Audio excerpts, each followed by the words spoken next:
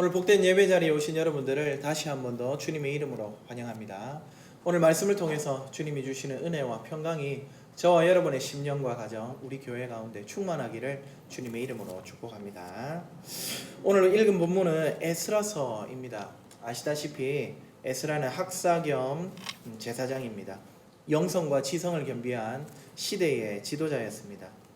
그는 유다가 바벨론의 포로로 있던 시대에 두 번째로 포로 귀환을 진두지휘했던 그런 사람입니다. 첫 번째는 누구냐? 스룹바벨입니다.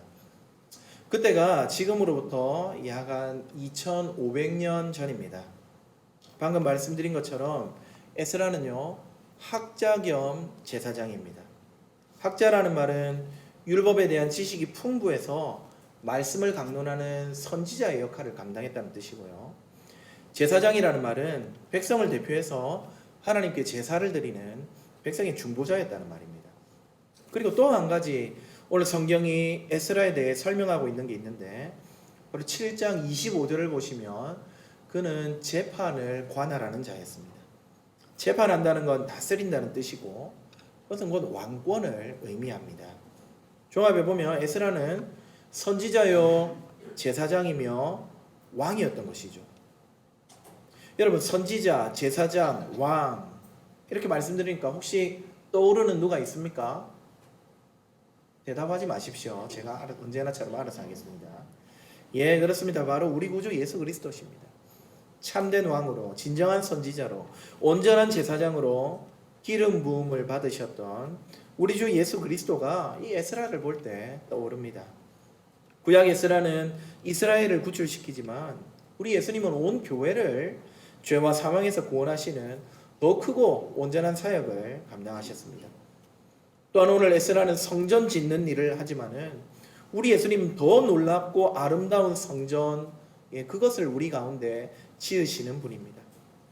에스라가 성전을 건축하는 이 메시지를 통해서 저와 여러분은 오늘 우리가 건축해야 하는 성전이 무엇인지, 또 그 성전을 어떻게 세워가야 할지를 교훈받을 수 있을 것입니다. 따라서 저는 여호와의 전을 아름답게 라는 제목으로 우리는 성령 충만으로 우리 자신과 교회를 성전으로 세워가야 한다. 다시 말씀드립니다. 우리는 성령의 충만함을 받아서 우리 자신과 교회를 아름다운 성전으로 세워가야 한다라는 요지로 말씀을 전하도록 하겠습니다. 첫째로, 우리는 성령 충만이 성전을 건축하라고 주신 하나님의 선물이라는 사실을 기억해야 됩니다. 다시 말하면 성전된 나 자신과 교회는 성령 충만으로 세워갈 수 있다는 말씀입니다. 에스라의 포로 귀환은 당시 유대인들에게 아주 고무적인 업적이었습니다. 그때 유대인들은 바벨론 포로를 경험하면서 우리에게는 더 이상 하나님의 인도, 하나님의 임재, 하나님의 다스림은 없구나, 이렇게 낭망하고 있었습니다. 그런 와중에 포로 귀환이 일어난 것이죠. 이 일을 통해서 우리 하나님은 여전히 백성들을 사랑하시고 함께 하시는구나 깨달을 수가 있었습니다. 그 포로 귀환의 두 번째를 명령하고 허락하고 있는 사람이 오늘 등장하는데, 그가 바로 페르시아의 황제 아닥사스다입니다. 그는 이스라엘 백성을 예루살렘으로 돌려보내는 조서를 에스라에게 내리고 있습니다. 예루살렘에 올라갈 뜻이 있는 자들은 함께 가라. 지금 포로되어 있는 유대인들에게 너희 땅으로 돌아가서 하나님의 전에서 예배하라고 장려를 하고 있는 것입니다. 여러분, 참 이상하죠. 아닥사스다, 그는 페르시아 제국의 황제입니다. 당대 최고 권력자이며 이방신을 섬기던 사람입니다.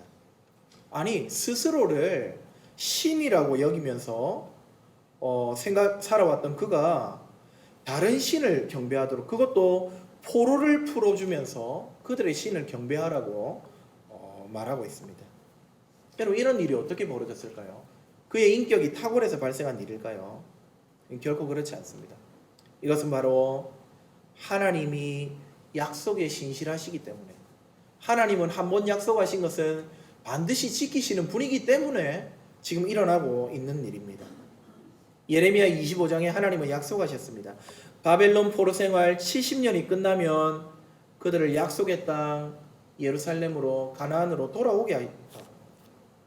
지금 에스라로부터 80년 전에 있었던 1차 귀환은 하나님이 그때 하셨던 약속, 곧 예레미야 25장의 약속을 지키기 위해서 행하셨던 일입니다. 그때 그 일을 행했던 왕이 누구냐면 페르시아 제국의 태조 고레스였습니다. 그의 마음을 하나님이 움직이셨다고 에스라 1장 1절이 분명히 말합니다. 마찬가지로 그때 1차 기환이 하나님이 하신 일이라면 오늘 에스라를 통해 일어나는 2차 귀환 역시나 우리 하나님의 신실하심과 사랑 때문에 일어난 일인 것이죠. 그래서 우리는 지금 2차 귀환을 보면서 야, 저 이방왕 아닥사스다가 참 대단한 인격자네. 이것이 아니라 우리 하나님은 약속하신 말씀은 반드시 지키시는구나. 신실하신 분이구나. 자기 백성을 끝까지 사랑하시는 분이구나 하는 사실을 먼저 깨달을 수 있어야 합니다. 자, 그런데 여러분, 이 두 번의 포로 기환을 자세히 살펴보면요, 한 가지 공통된 점이 있습니다. 그것은 두 사건 모두 이 포로에서 돌아올 때에 빈손으로 헐레벌떡 도망치듯이 나온 것이 아니라는 점입니다. 오히려 각종 귀한 예물들을 얻어가지고 이 포로들이 나왔습니다. 여러분 한번 생각을 해보십시오. 포로로 하여금 그냥 돌아가라고 해도 그것은 충분히 신기한 일입니다.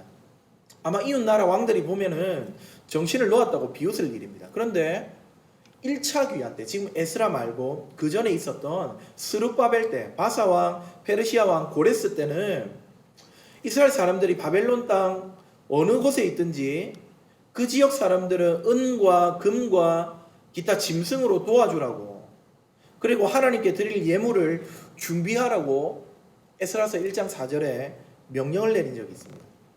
차비만 주는 게 아니라 거기에 부조까지 쥐어주는 택입니다. 그리고 오늘 2차 귀환 때를 기록한 말씀 7장에 아닥사스다 역시 비슷한 명령을 내립니다. 7장 15절부터 22절까지는요, 이스라엘이 챙겨가야 하는 금과 은과 각종 재물들의 양을 설명하고 있는 부분입니다. 15, 16, 17절에 보니까 온 도에서 은금을 가져가고 즐거이 드릴 예물도 가져가고 그 돈으로 재물도 사라고 그렇게 하랍니다.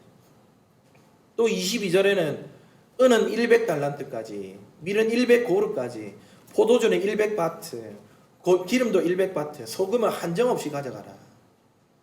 여러분, 여기에 주어져 있는 이 은과 밀과 포도주, 기름, 이거 다 제사할 때 사용되는 재료들이거든요. 은은 짐승 살돈이고, 밀은 소재를 드릴 때, 포도주는 전제를 드릴 때, 기름은 모든 제사에 쓰입니다. 이게 어느 정도 양인가 하면은 예루살렘으로 돌아가서요, 2년 동안 이 제사를 위해서 따로 제물을 구입하거나 곡식을 기르지 않아도 될 만큼, 우리 교회로 치면 앞으로 2년 동안 여러분들이 헌금 한 푼 하지 않아도 교회가 충분히 잘 돌아갈 수 있도록 하는 엄청난 양의 그러한 제물이었던 것입니다. 예물이었던 것입니다. 여러분, 이스라엘의 처지를 한번 생각해 보세요. 그들은 포로입니다.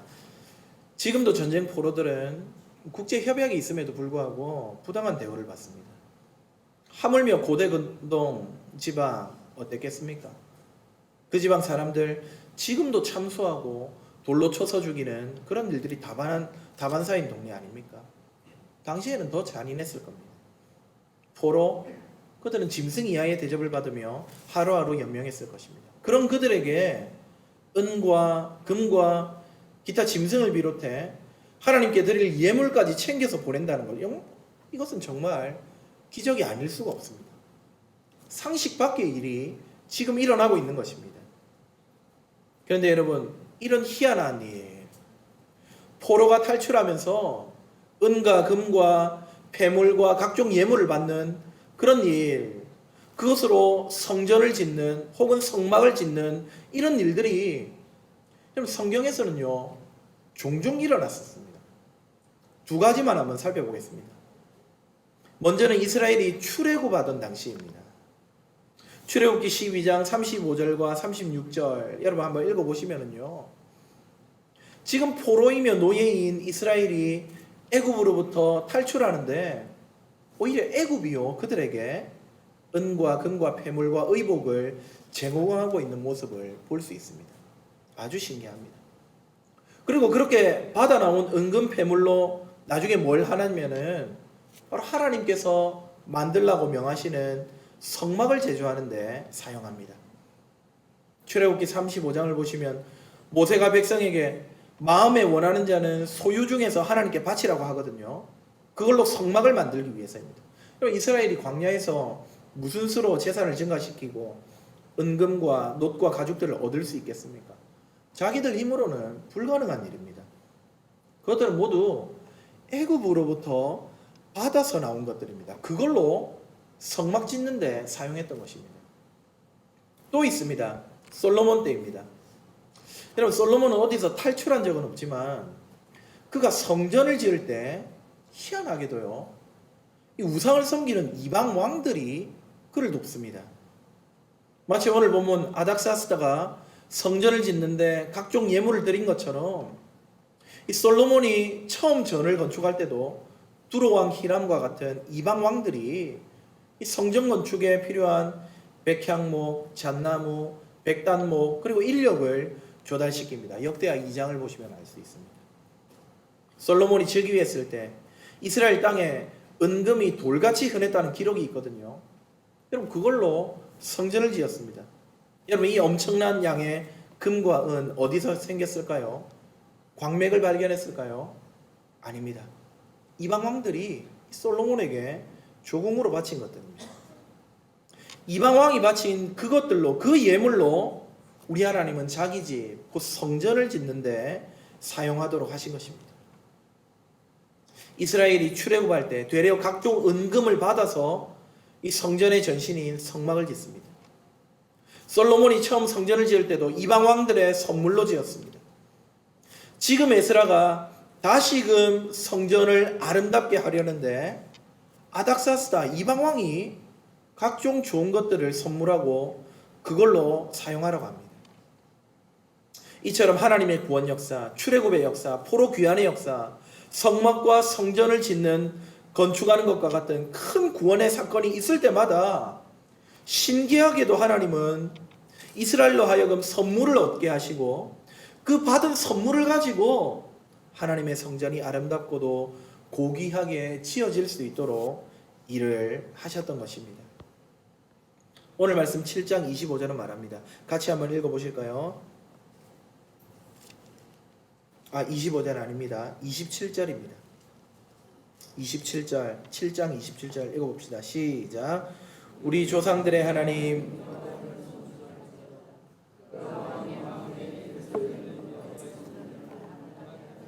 그가 왕의 마음에 예루살렘 여호와의 성전을 아름답게 할 뜻을 두시고, 하나님이 구원 역사 때마다 선물을 주시는 이유는 딴 데 있는 게 아닙니다. 바로 여호와의 전을, 성전을 아름답게 할 뜻을 갖고 계셨기 때문입니다. 하나님께서는 출애굽, 포로 귀환과 같이 구원의 큰 사건이 있을 때마다 이스라엘이 선물을 받아서 그것을 지어나갈 수 있도록 역사해 오셨습니다. 그렇다면 사랑하는 여러분, 오늘 저와 여러분은 어떻겠습니까? 우리는 예수 그리스도의 십자가와 부활로 죄악으로부터, 죽음으로부터, 사망으로부터, 마귀로부터 탈출한 사람들입니다. 사탄 마귀의 손아귀에서 포로 귀환했다는 말씀입니다. 그런데 우리 하나님은 과거 하나님의 백성들이 출애굽하고 포로 귀환할 때 선물을 주신 것처럼 저와 여러분에게도 선물을 주셨습니다.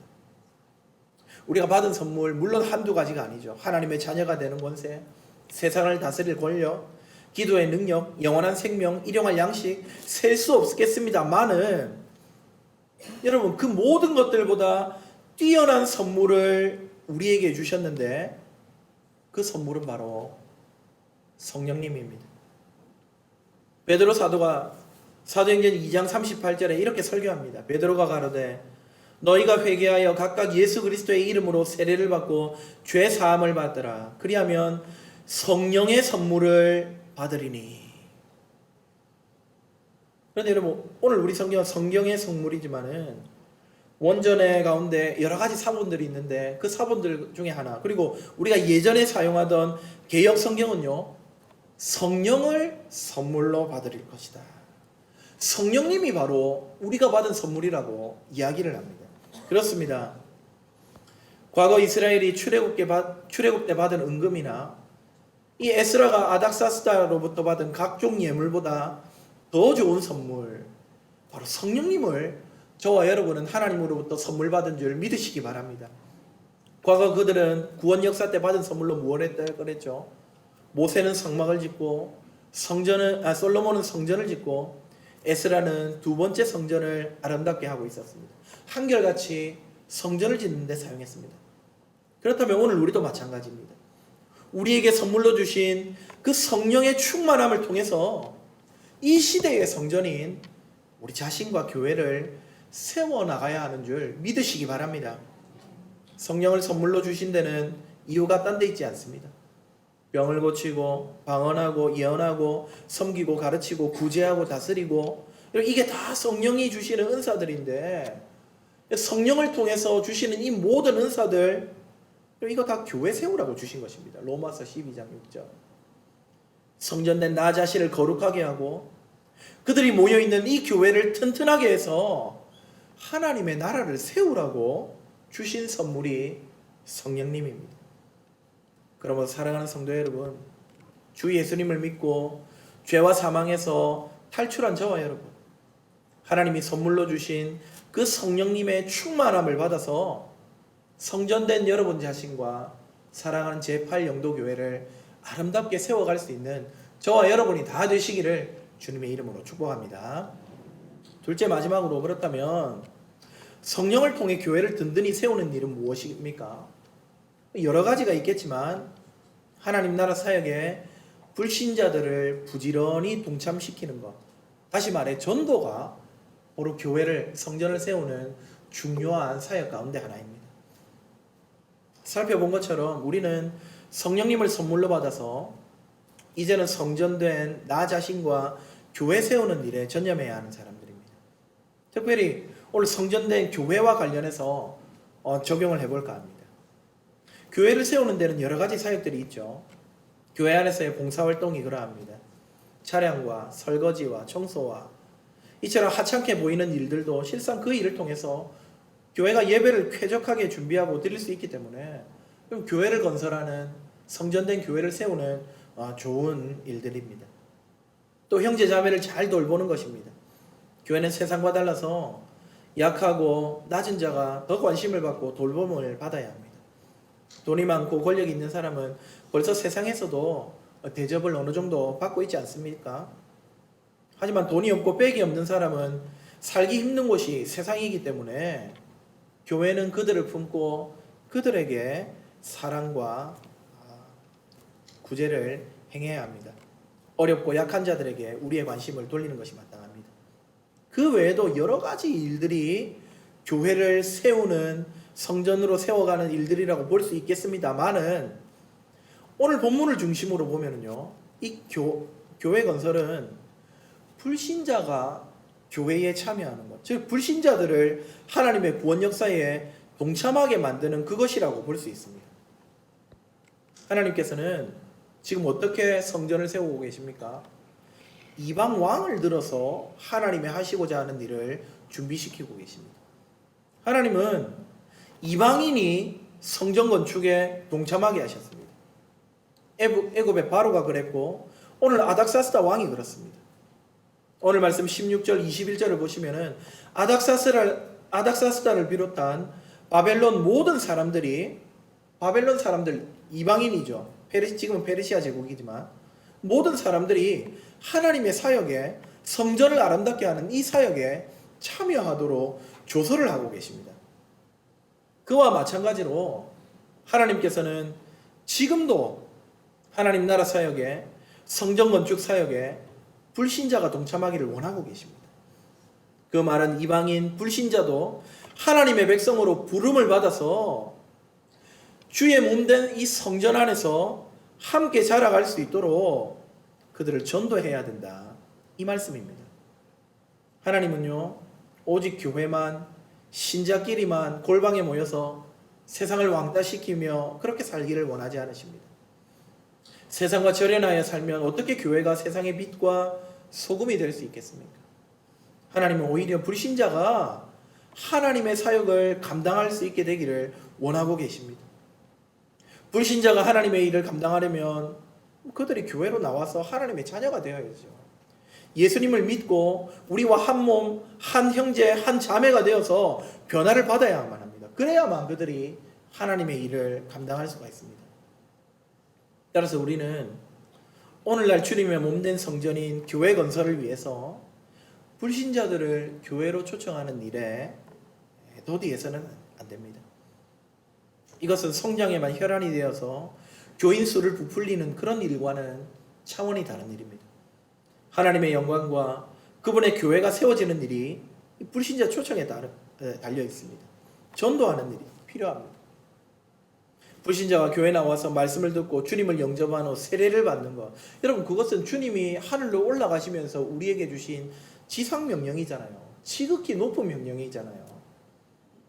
그래서 우리가 때로는 전도 축제도 하고요, 때로는 전도팀을 구성하기도 하고요, 때로는 관계 전도를 통해 사람들을 이 교회로 나올 수 있도록 열심을 내야 합니다. 에스라 시절 불신자인 아닥사스다 왕을 하나님의 영이 감동시키셔서 이 성전 건축을 돕도록 하셨습니다. 그러나 여러분 그것은 일시적이었습니다. 그때 한 번뿐이었습니다. 아닥사스다는 그 이후로 이런 일을 행하지 않았습니다. 반면에 불신자가 우리를 통해 예수님을 소개받고 성도가 되고 하나님의 나라를 위해, 성전을 위해, 교회를 위해 살 수 있도록 하는 일은 주님 오실 때까지 계속해서 이루어져야 하는 영속적인 일입니다.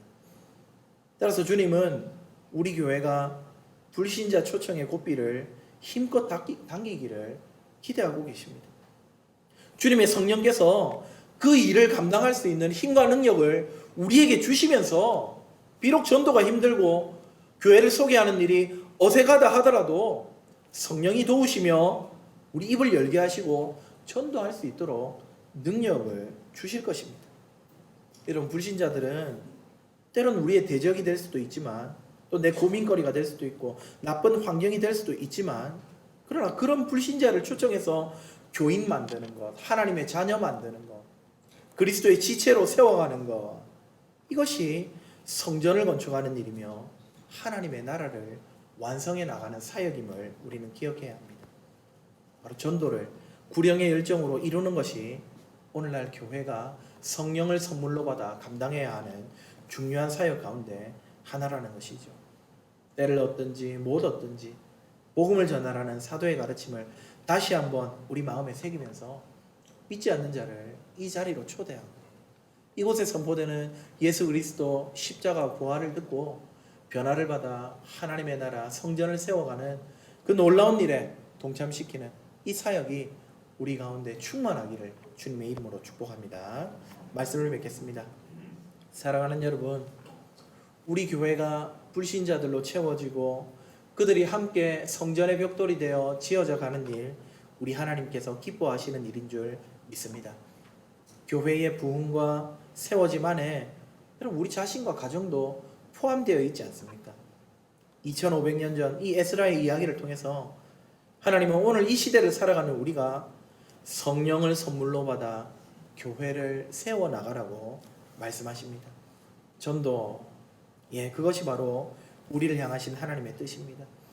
우리의 향기로운 말과 행동, 또 끊임없이 나가 초청하는 구령의 열정으로 불신자를 이곳으로 인도하여 하나님의 나라를 확장하고 성전을 세워가는, 교회를 건강하게 건덕해가는 저와 여러분이 다 되시기를 주님의 이름으로 축복합니다.